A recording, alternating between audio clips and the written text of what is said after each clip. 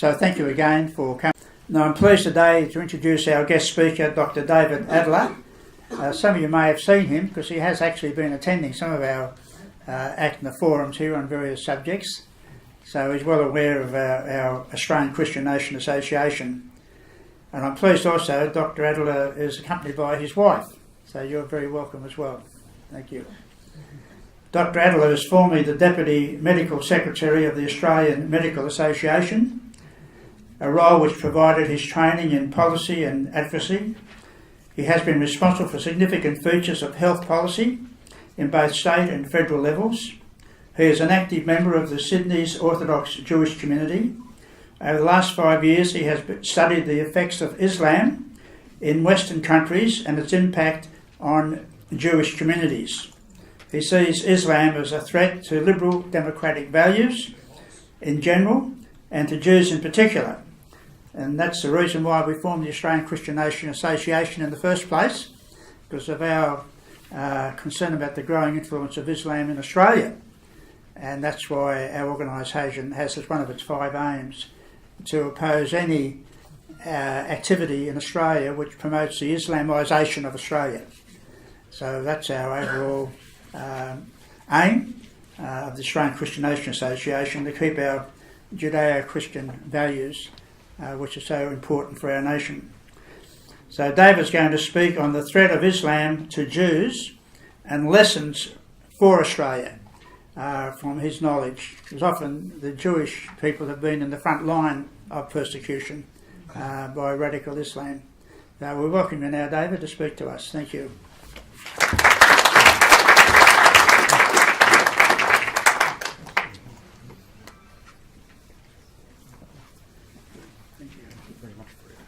Well, thank you very much for that warm introduction, Fred, and I want to thank Nella Hall, who's the Secretary of ACNA, for the invitation, and thank everyone here for coming today. Now, I don't know how often you've been to a talk where the first thing the speaker says is to suggest that there might be people in the audience who should leave. Because if there's anyone here that is enamoured to political correctness, I suggest you go and get a refund, and I've got to give you that opportunity. The only concession to political correctness I'm going to make today is that I'm not going to show some of the physically confronting, violent, bloody, gory stuff in the implementation of the worst aspects of Islam around the world. That's the only concession. I am obviously critical of Islam, and I also need to make a distinction that we're not talking about all Muslims. There have been numerous studies, particularly since 9/11, it became a very popular topic for research institutes, university departments of social and political science to assess the attitudes of Muslims in various Western countries. And we see a spectrum, but unfortunately in all those studies, and I've reviewed 50 or 60 of them, there is a significant proportion that do hold values incompatible with a liberal democracy. As far as I know, there's only one study that's been done in Australia, and only part of the results were published. One of the questions that was asked in Australia was to assess amongst our Muslim community to what extent there might be empathy with terrorists. And in Australia, that figure came out as about 21% were empathetic with the objectives of terrorists. So we'll go on to the next slide, please. Before I go into the talk proper, I'm showing you the front cover of today's edition of The Spectator magazine. And I'm showing you that cover for 2 reasons. One is the major subject, which is Islamophobia. And of course, the term Islamophobia is made up nonsense. It's an oxymoron. If I said that there was a spider in the room, and someone stood up, panicking, screaming, and ran from the room, that person would have arachnophobia. If you're unable to travel in an elevator because you've got such a fear of an enclosed environment, then perhaps you've got claustrophobia. But if you are concerned about an ideology that threatens your way of life, that seeks to impose itself as supremacist on your way of life, that has a tendency to violence, to misogyny, to anti-Semitism, to abuse of human rights at many levels, and you criticise that ideology, that's rational. That's not a phobia. But the other reason I'm showing you the cover of that magazine is if you look, I don't know if you can see, down here on the cover, one of the authors featured is David Adler. And the article that I have in that particular edition of the magazine is concerning free speech in 18C. Not a subject for today, but for those two reasons I would commend the purchase of this week's copy of the Spectator magazine, and I have no financial interest in it. If we can't collaborate on these sort of issues, we should give up the game. These are issues for collaboration. Next, thanks. The subject of the threat of Islam to Jews is something which has been written about in many volumes. One resource which I would commend is this particular book, Al-Yahud. I've had the privilege of meeting one of the authors, Sam Solomon. The other author is now deceased. And Sam Solomon is actually an ex-Muslim scholar converted to Christianity. Wonderful, gentle man, very bright, very intellectual, and he has put together perhaps the definitive historical, theological, political overview of Islamic Jew hatred. If ever you want to bring an international guest speaker, he's a candidate. Now, I'm not going to talk about past events in great detail. I'm going to mainly focus on current events, but there will inevitably be some reference to the foundation of Islam and history. So the title for today is The Threat of Islam to Jews. Now, how do we know Islam is a clear and present danger to Jews? Well, there are many ways we know that. But one of the ways we know is that Muslims keep saying it all over the world. So before we go on to my analysis and opinion, I'm going to present some examples from around the world of what has been said. Now, the title at the top there, this particular example comes from the UK, and I'm going to play you a short video clip from it in a moment. Muslims for genocide of Jews in Britain. And I'm bringing this one because of the classic chant, Kaiba Kaiba Ya Yahud, Jayesh Muhammad Sayyid. What that means is, Kaiba Kaiba, O Jews, the armies of Muhammad are returning. And why do they reference Kaiba? Because this is a late 7th century battle in which Muhammad's army conquered a tribe of Jews. They surrendered, and what did he do to the people who surrendered? He separated the men from the women and children and property. The men were all beheaded, and the women and children and property became the spoils of the battle. So when you hear this chant, that is the historical event which is being related. So if we play the video and you listen to what happened on the streets of London. It's about 30.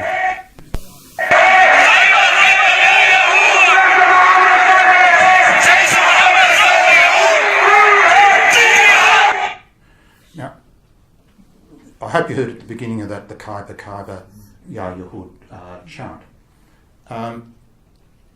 Also later in that video, I'm not playing the whole thing today, is another chant, Itba Ya Yahud, which translated literally means butcher the Jews. And you heard at the end there, jihad. So that's an example from the UK. Going to the next slide, I want to show you a still from that video later on.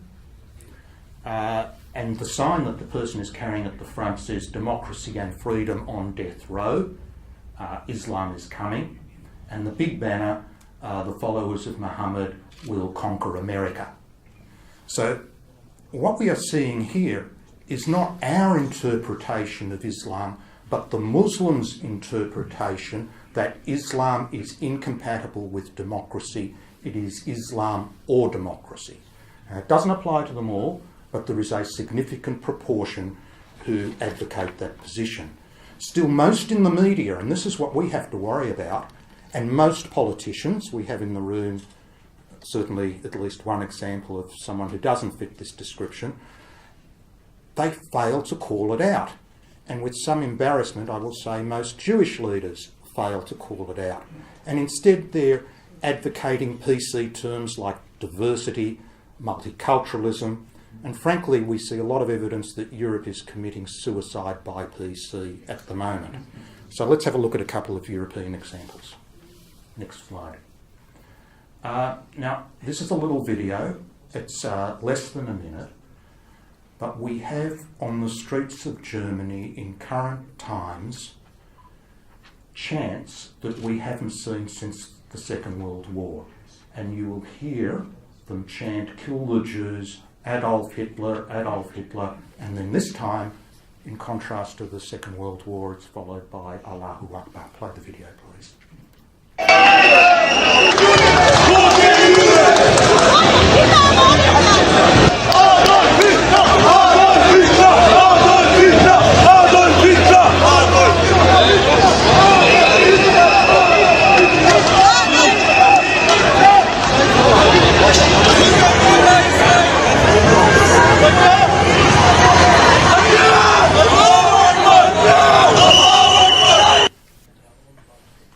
Germany chanting Adolf Hitler again.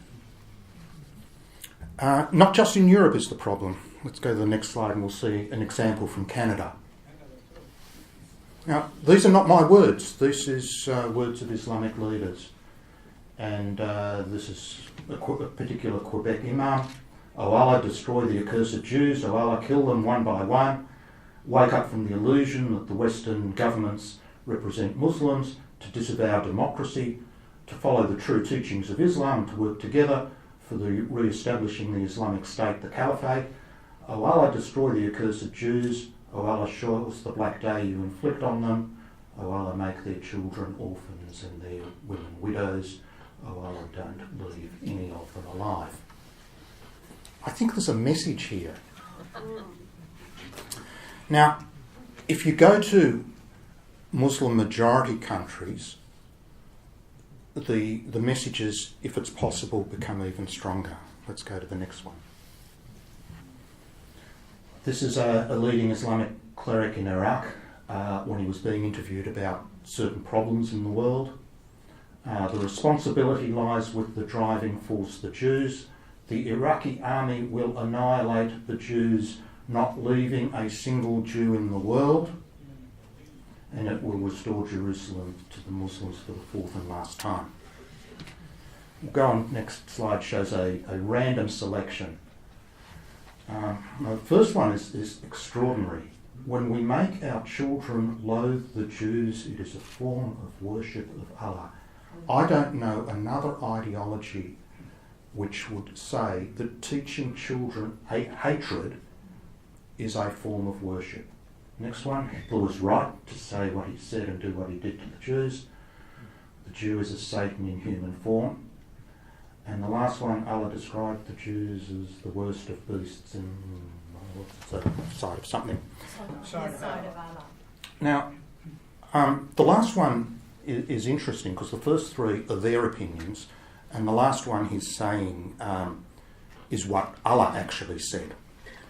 Now, is that true? Did Allah actually say that? Well, let's go to the next slide.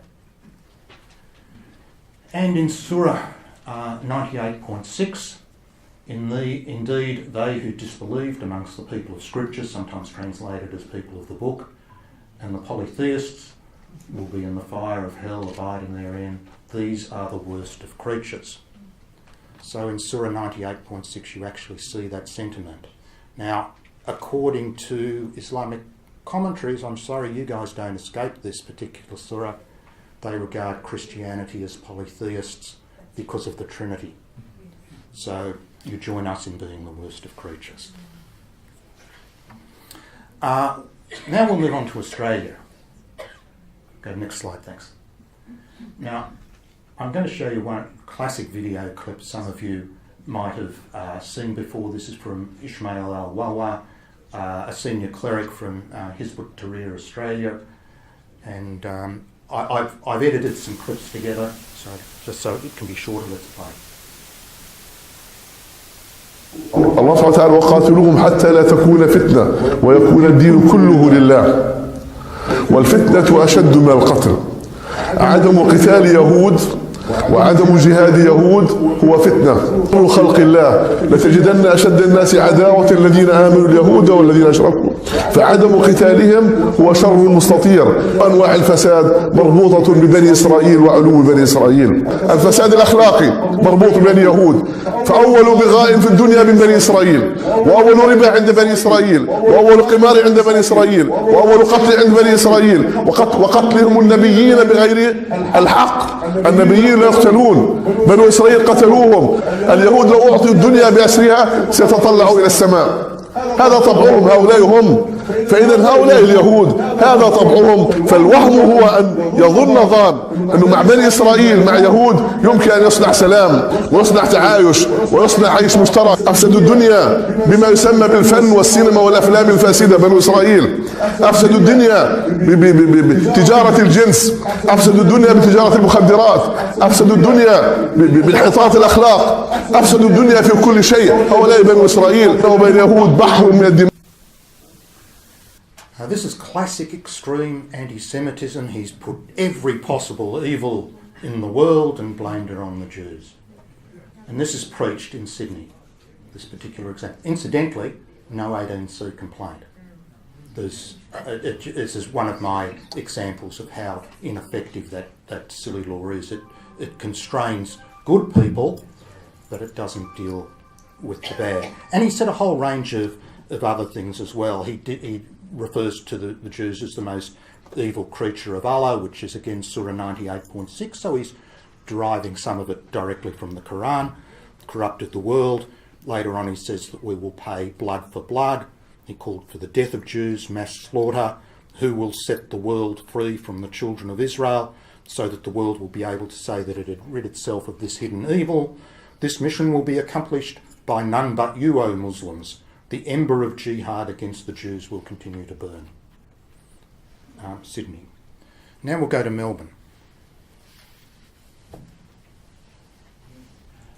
This one actually makes me sick, more so than the last. This was during a protest. A little Muslim girl carrying a sign that Jews haven't learnt they need more, pointing to the swastika, more than before. There is a relationship between Islam and Nazism that we see repeated time and time again, so we're going to look at that relationship. But what on earth are the kids being taught that they'll come out on the street and carry this sort of sign? We saw the chant in Germany, we see this symbolism being brought to the streets in Australia. So let's have a quick look at that relationship. Next slide, please. And these are just some photographs. The first two concern perhaps a historical beginning of how Islam and Nazism became best friends forever.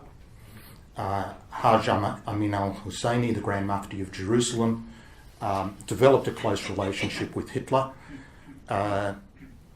And Hitler, after that meeting, is recorded in the notes as saying the Arabs were Germany's natural friends, because they had the same enemies as had Germany, namely the Jews. Last year, Bibi Netanyahu got himself into a little bit of trouble when he suggested that indeed the final solution to kill all the Jews was suggested by the Grand Mufti of Jerusalem. What the records show is that initially the Germans wanted to expel all the Jews to what was then the British Mandate of Palestine. The Mufti lobbied against it, but it was already in the German thinking that they needed to change to mass murder because expulsion was too slow and too expensive to reach their objectives.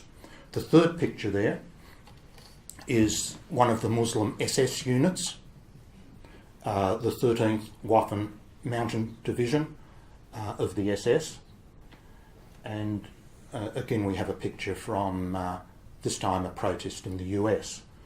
God bless Hitler. Can you imagine what sort of thinking is that? You know, somebody who wants to mad massacre.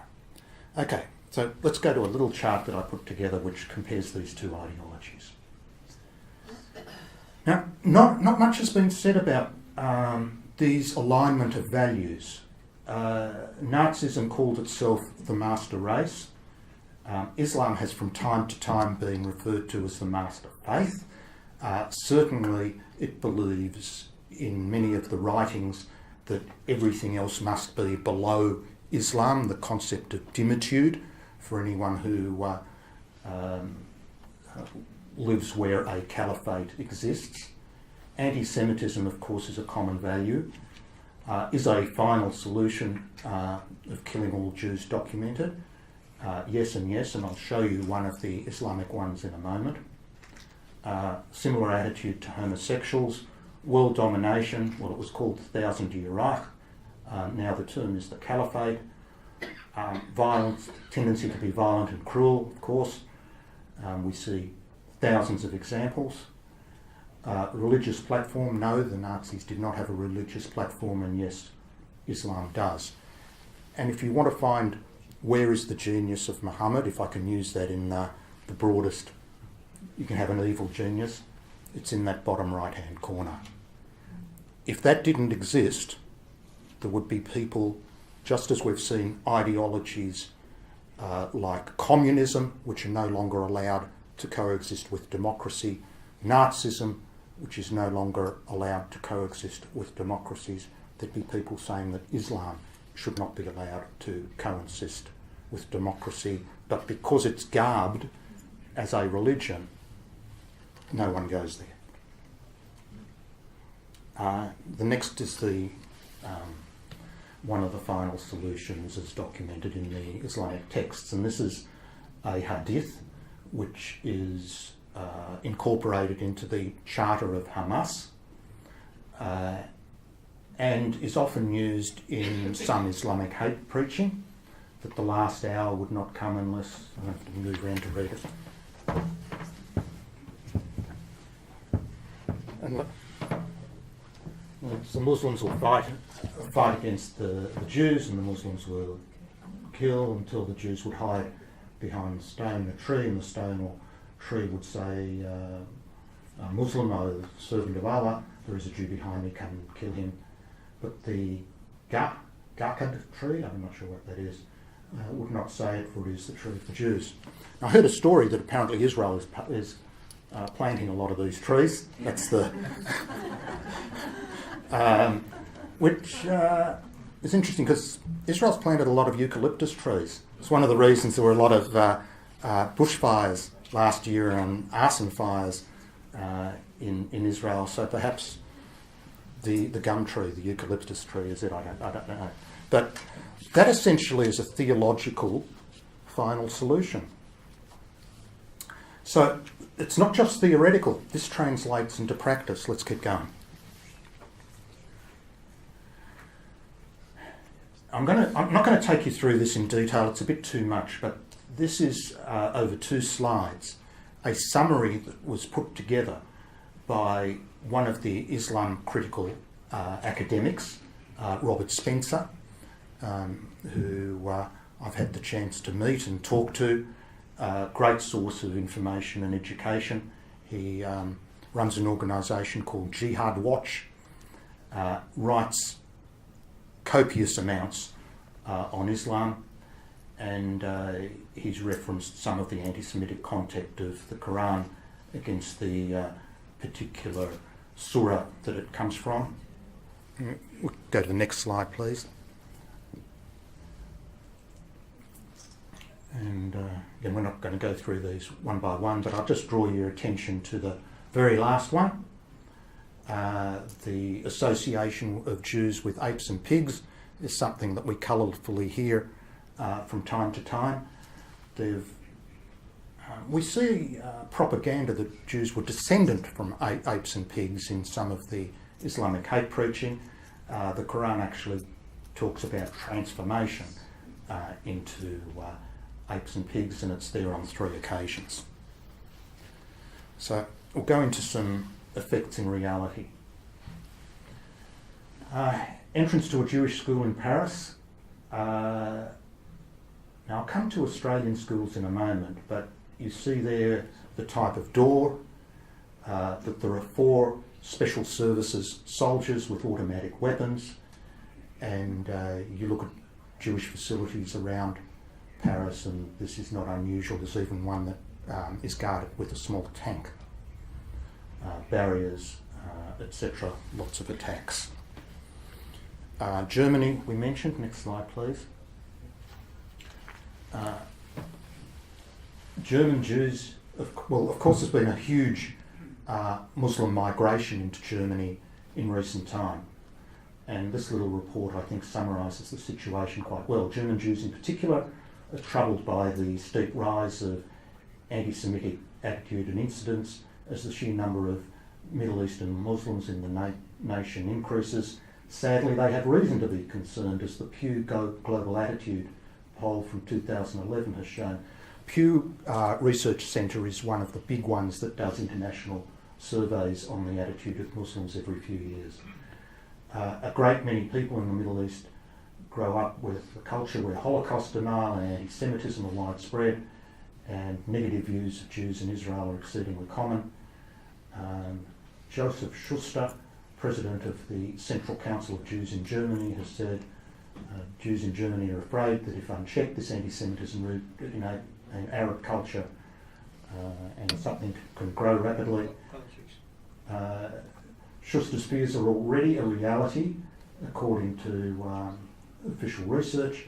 There's been a 34% increase in anti-Semitism incidents in 2015 in Berlin. Direct reflection of the immigration, unquestionably. Now, I'm just going to talk about Europe for a minute or two, because if I decided to give you examples of European anti-Semitism, I could go on, I could fill an hour or two very easily, but I'm just going to mention a few high-profile ones. Everyone here will recall the Charlie Hebdo massacre, which occurred in Paris. And after that, the same day, which was a Friday, there were Jews shopping in a kosher supermarket that were attacked as well, and 4 were killed. And Barack Obama made the classic comment that he condemned the random killing of some folks. He wouldn't even say that it was Islamic terrorism or anti-Semitism. Couldn't bring us to, thank God he's gone. There's been a copycat event shortly afterwards in Copenhagen, a free speech function where a Danish cartoonist was attending, was attacked, and then later the same day they moved on to a synagogue where there was a bar mitzvah party and there was shooting there. In Belgium, the Jewish Museum was attacked by an Algerian Muslim who killed 4 Jews. Yesterday was the Jewish festival of Purim, a happy festival that we celebrate each year. Last year, all events were cancelled in Brussels due to credible jihad threats. the festival couldn't be celebrated a year ago in Brussels. One of the big European jihadist attacks was the Bataclan Theatre in Paris. 89 were killed and over 100 injured. I'm sure everyone recalls that event. But there are hundreds of theatres in Paris. Why was the Bataclan chosen? Well, at some stage, that theatre had Jewish ownership. It had been subsequently sold, but it had held pro-Israel and Jewish events in that theatre and had been threatened in the past. So it may well be that that theatre was chosen because of a relationship with Judaism. Muslims in Berlin have attacked a rabbi and threatened to kill his daughter recently. A synagogue was set fire in Wuppertal. And there are many examples. There are places in Europe where it is now unsafe for Jews to live. And of course, emigration, Jewish emigration from France is at record levels. A couple of years ago, Ailey and I visited Israel. We were walking along back from the Tel Aviv beach. There was an apartment block under construction, big banner advertising it, and the only language in which the apartments were being advertised was French. That was the market. Now I showed you a picture of a school, and there's been some issues concerning schools in the news lately, so I want to talk a little about schools. Next slide. I notice in the audience one or two people who are friends of mine who have some experience in security and no doubt could say a lot more about this subject than me. But some of the things you will see at Jewish schools are listed there. They are surrounded by security fences and gates, bollards at vehicle entrances. This is in Australia. There are sometimes concrete barriers and walls, particularly at the more religious ones. CCTV cameras, security guards of various levels of training, walkie-talkies, some are armed, direct lines to police. This is a massive cost to the Jewish community and a little to the taxpayer. There have been some grants to assist that. Muslim teachers in Islamic schools and Islam in state schools has also created some interesting issues and has been problematic in many ways, including anti-Semitism. Go on to the next slide, please. I'm going to show you a particular colourful example from the US, where this young teacher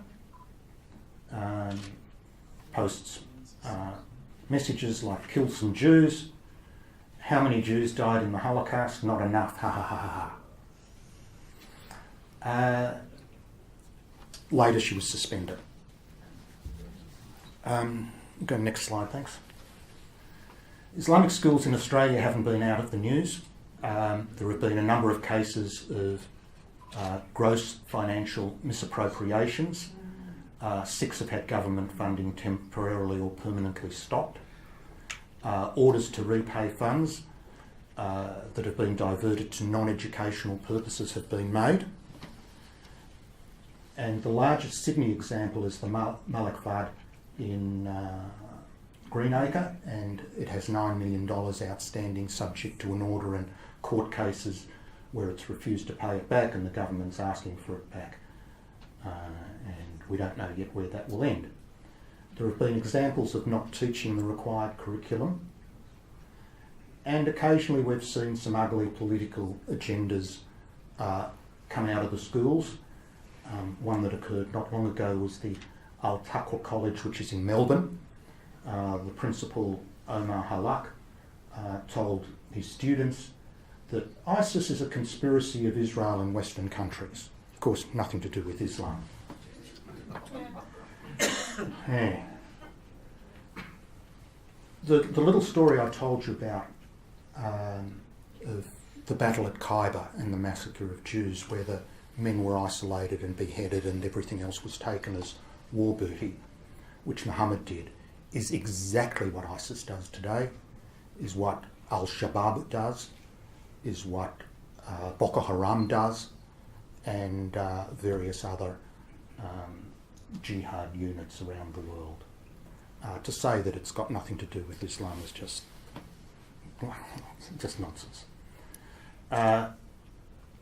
Refusing to teach World War II history or the Holocaust is something that's confronted quite frequently.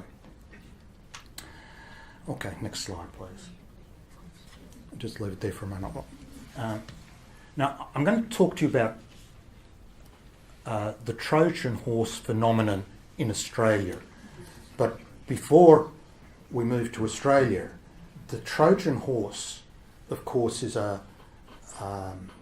something that hides the enemy, which is brought in for destruction in a particular war. But it's used in the context of schools over the last few years in the UK, where a number of British schools had been infiltrated by fundamentalist Islamic teachers. It's one of the strategies that's articulated by the Muslim Brotherhood. I guess it's the principle of, give me the boy young and I'll show you the man. And I'm today saying that we have a Trojan horse phenomenon in Australia. If you click the next button. These are some comments that have been made, of course, about one of our schools in Sydney, Punchbowl, where Islamic students threatened to behead non-Muslim staff in the name of ISIS. Principals being stood down, banning women teachers, etc. Police feared the students were being radicalised at the Muslim majority school. I'm told, what percentage of Muslims at that school? 90% up to, in some classes.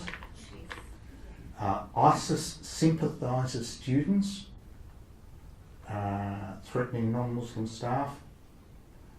Officers, as police officers, have said that Mr. Griffith, the former principal, converted to Islam in 2014, and sometimes we see that the harshest behaviours come from the converts.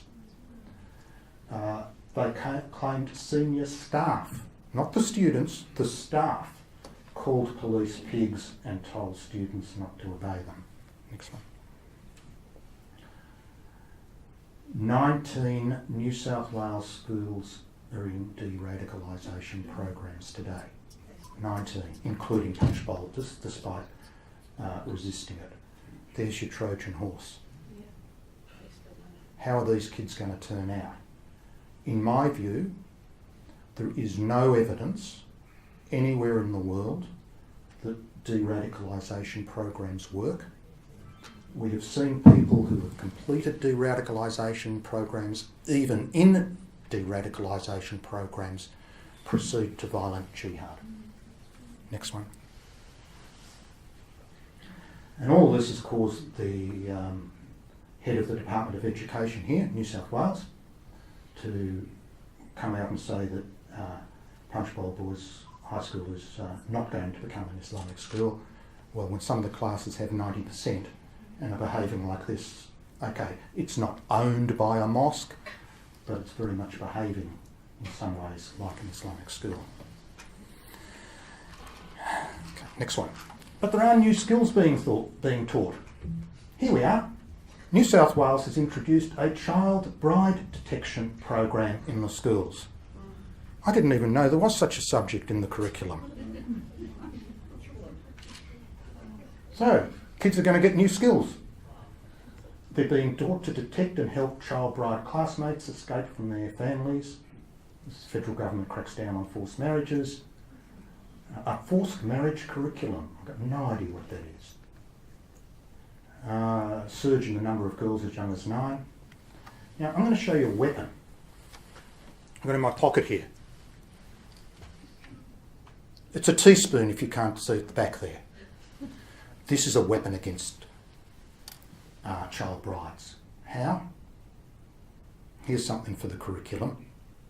There have been some cases where young Muslim girls have used a teaspoon to escape being made child brides. How have they done it?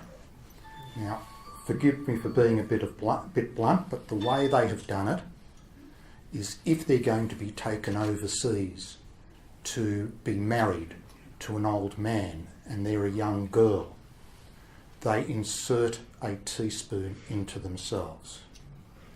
This sets off the airport metal detectors. Normal pat down doesn't detect. What's the problem? So they get taken aside for a body search.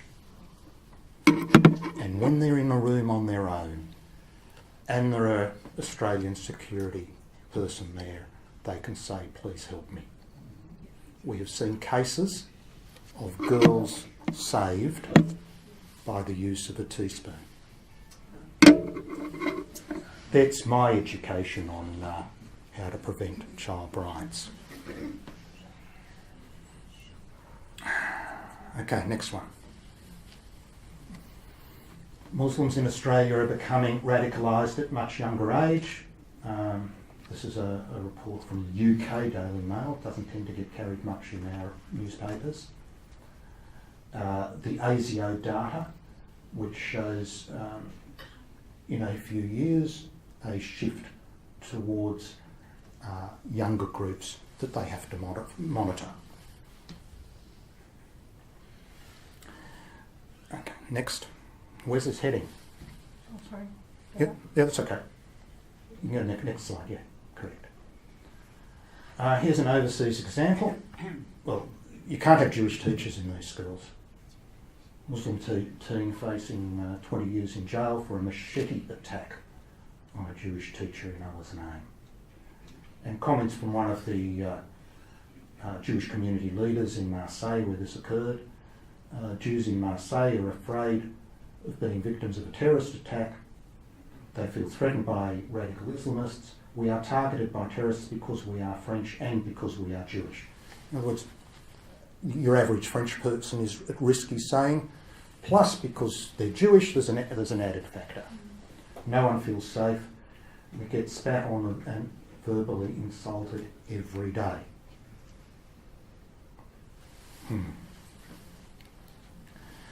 Of course, we've already seen an example of young jihadists, same age, in Sydney. Next slide. Indeed, the schoolboy who killed Curtis Cheng was 15 years old. We're no different to what's happening in Europe, just that we're a little bit behind on the curve in terms of frequency. Studying the Quran together at the mosque. Last comment from a teen. Everyone wants to die for Allah. Now, I'm not saying this literally means everyone, but this particular perspective exists. Tells an inside story. Okay, I'm going to move on to a slightly different subject. Next slide, please. This is a complex slide. I don't expect anyone to read it, but no presentation would be complete without some mention of halal, because of the amount of dollars that are involved in at least financing the growth of Islam and perhaps other things. The link with terrorism has been established in 3 or 4 countries now. This is from a Canadian study. That chart is in French, and it's a pretty complex web of Muslim associations, charities, education, halal. But if you see at the bottom right-hand corner, and the reason I'm raising it in the context of the subject of threat to Jews, is $14.6 million ending up at Hamas have been traced. We'll go to the next slide, which is in English and simplified. The Canadian government reaction to this being discovered was to remove the tax deductibility status of some of the Muslim associations in that network.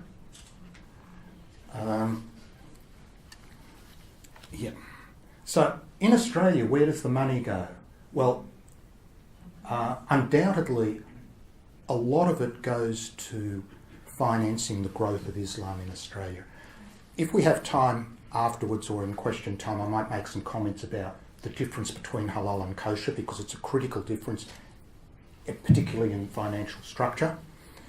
But I want to address the allegation of whether from Australia there could be halal money going to terrorism. We have no doubt that it's going to mosques and to schools, and everyone here who buys meat at Coles or Woolworths is helping to fund the growth of Islam, because 100% of the meat unlabelled as such in Coles and Woolworths is now halal. Next one. So these are some notes that I put together just investigating the matter. We know that there's been financial misappropriations in schools. We don't know clearly where the money has ended up. There is a suspicion that some of it has been sent overseas via charities for inappropriate purposes, but there is not a direct link, and once it gets overseas it's impossible to trace. We do know for sure that one Islamic money transfer business in Sydney has been closed down and has had its licence removed when it was found to be sending funds to terrorism. We do know for sure that money from Australia has been traced to Islamic terrorism networks in Indonesia. Whether that came originally from halal, we don't know, but it was suspected. And this extraordinary statement, the Islamic Council of Western Australia is the largest halal certifier in that state.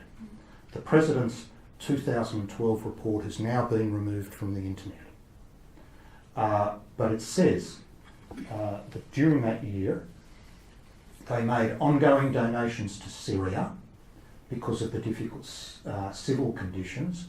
The donations were through Al-Imdad charity. That's one of the charities that has been linked to terror groups, to ensure that no recriminations could be directed to the Islamic Council of Western Australia. So it's an extraordinary admission. It looks so similar to what has been proven in Canada, and you've got to ask the question, if the purpose was legitimate, if they were going to buy food for poor people or medicine for poor people, why filter it via a charity that's been linked to terrorism, and why make the comment that this was done to ensure that no recriminations could be directed? It's a question. I don't have the answer. Now, has anyone heard the claim that Islam is a religion of peace? It's a preposterous claim. But we're going to test the claim. Next slide, please. Now, when a Muslim and Islamic cleric makes that claim, they typically will back it up by words to the effect that in the Quran is a statement that whoever kills, it is as if they've destroyed the whole world. Whoever saves a life, it is as if he saved the world. Okay, very nice sentiment. But is it accurate? Well, where did it come from? It doesn't seem to me to be typical Muhammad thinking. Next. The actual source is the Talmud. There are the references. And the actual translation in the Talmud, whoever destroys a soul, it is considered as if he destroyed an entire world, and whoever saves a life, it is considered as if he saved an entire world. Okay, nice sentiment. Next.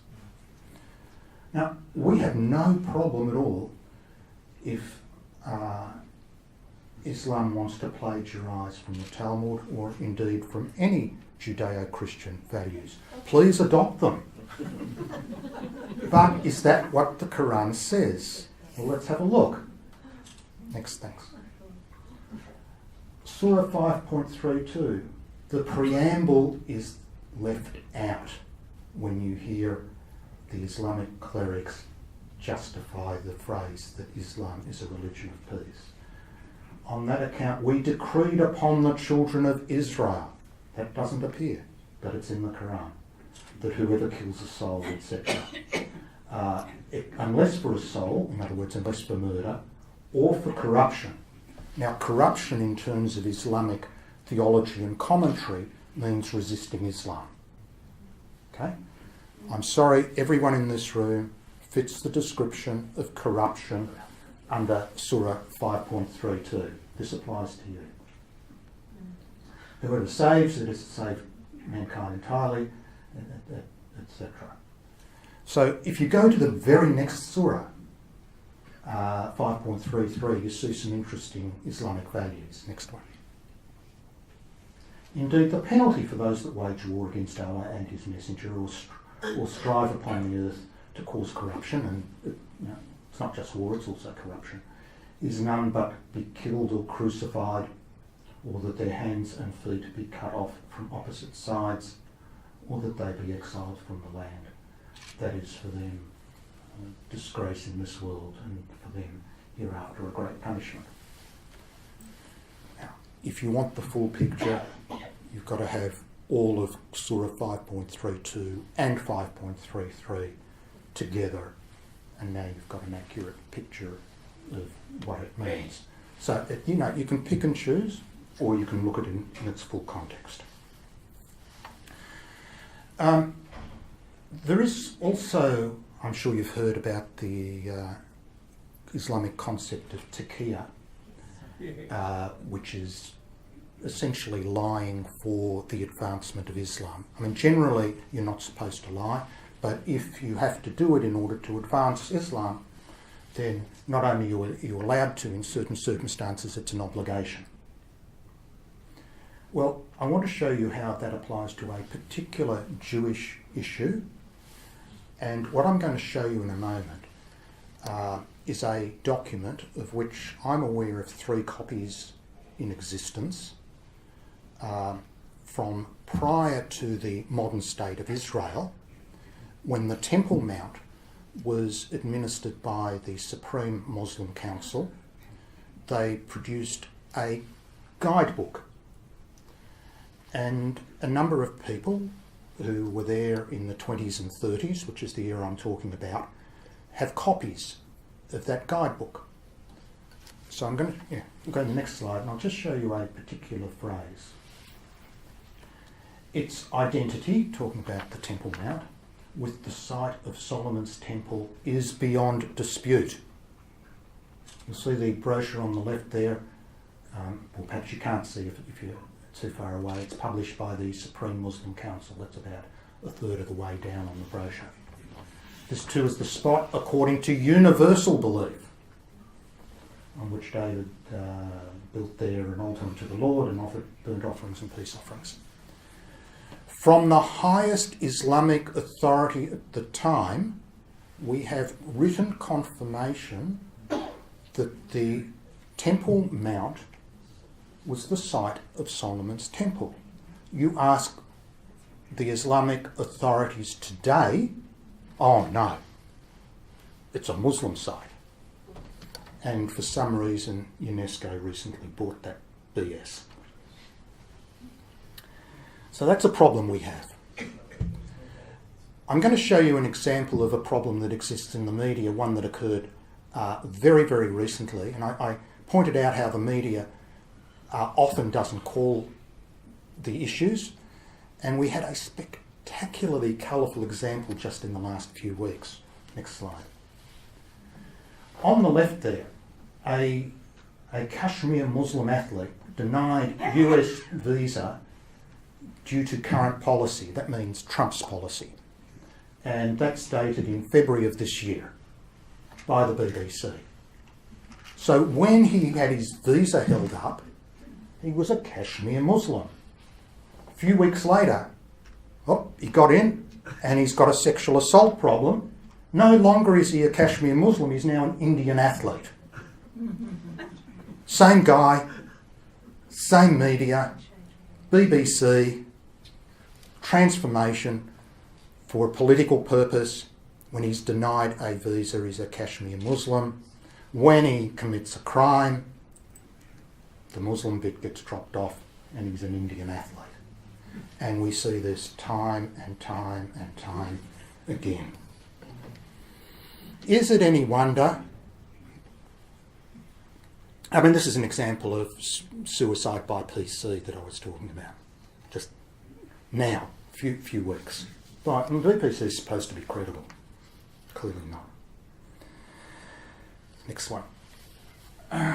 The supremacy of the ideology, and I've given both a Jewish and a Christian example. I'm conscious I'm in an audience of largely Christians, and I know that this group has liaised with events in Egypt.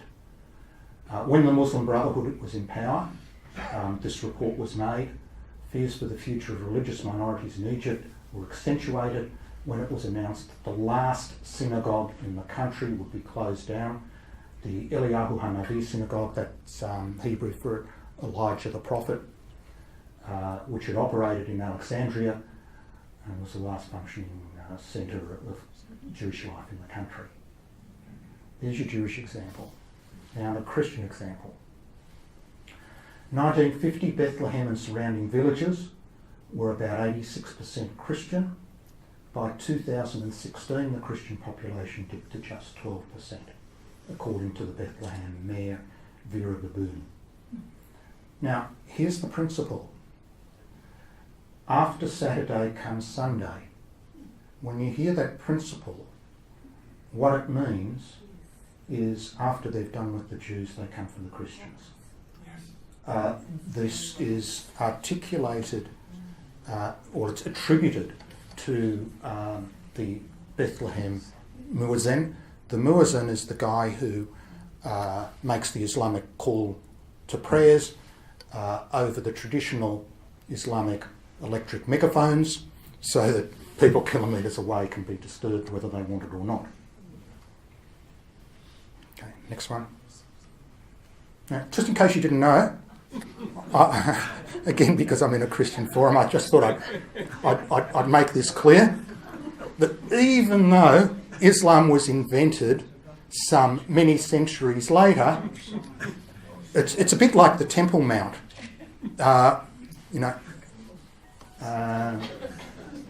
It's an ideology which behaves like that, and we see many examples.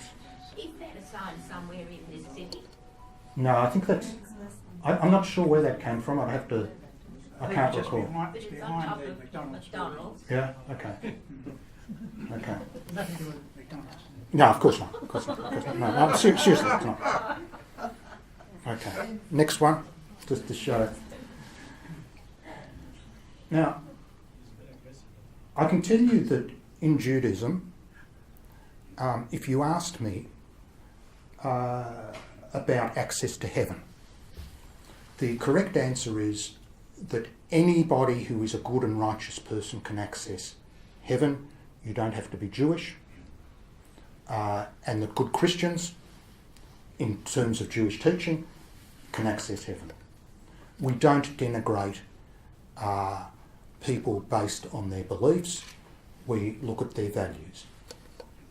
We don't do that. Now, I thought, how on earth, after all this stuff, can I make a positive conclusion? But there is room for optimism. And so I'm going to suggest that there is some optimism, and we'll see some. Next slide. And we do see some changes occurring, and I'm calling this one Enlightenment number 1. That there is a political awakening, and it's mainly driven by ordinary citizens. I mean, we saw the way Trump confronted the media during the election campaign. People through the internet and through social media access an enormous amount of information freely. So people are waking up. And we've seen this across a number of phenomena. We saw it in the Brexit vote, where immigration was a huge issue. It played a part in the US presidential elections.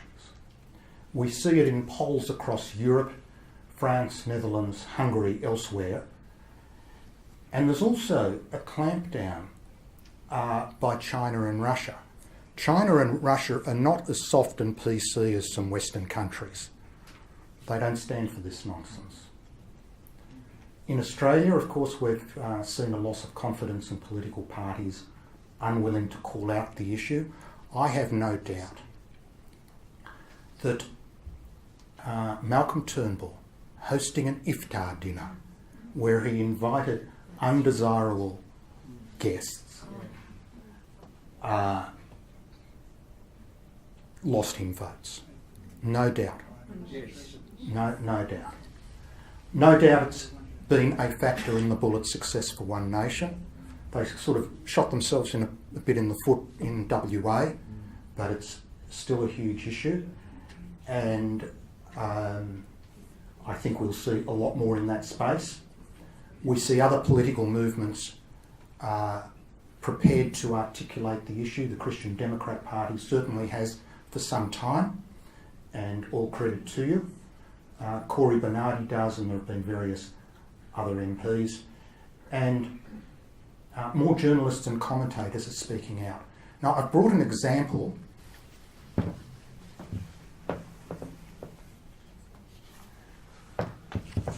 And there are multiple copies of this on the stage here at the front. And when we take a break, you're invited to take a copy. This is an article from yesterday's Sunday Telegraph. Peter Credlin, who has become an extraordinary commentator.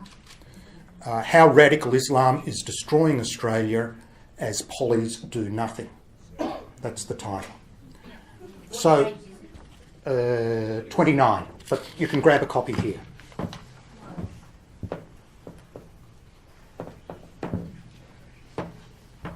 So I think that's cause for optimism. Now there's one other thing that's happening, which we see a lot less of in Australia, although Ayaan Hirsi Ali is going to be coming to Australia soon, an ex-Muslim intellectual who speaks out and calls things accurately. She's coming in April. We've seen Nomi Darwish, Sam Solomon, various others. Sometimes, and I know that there's a Christian pastor who was converted, I learnt today, 1,600 Muslims to Christianity. Yep, and no problem. Love to see more of it, but it is really just, a drop in the bucket. Occasionally we see some waking up in the most colourful manner, and I'm going to conclude by showing you a very entertaining example. Last slide.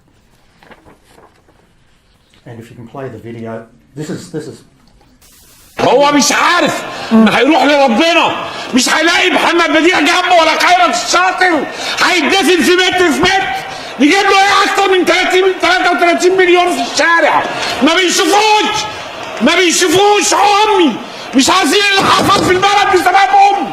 قعدوا يتكلموا عن مؤامرات، بيكلمني عن ايرادات في الخارج والداخل، هو اللي بعت لي بريز وبعت لاوباما ويحتمي بيه امريكان. هذا الرجل ما فيش راجل قاعد في الثانيه رئيس جمهوريه يطلع على شعبه يحس انصاره عليه الان. هو عاوز يقتتل صباحا. كل دم حرام، كل دم حصل حرام. وتعامل مع محمد مرسي عيطت لهم يا جماعتي غير ما يمشي محمد مرسي. ما فيش وطن شريف غير ما يخرج في المدينه. احنا لو اردت نخرج الناس للمهدي ما كناش عاوز نخرج.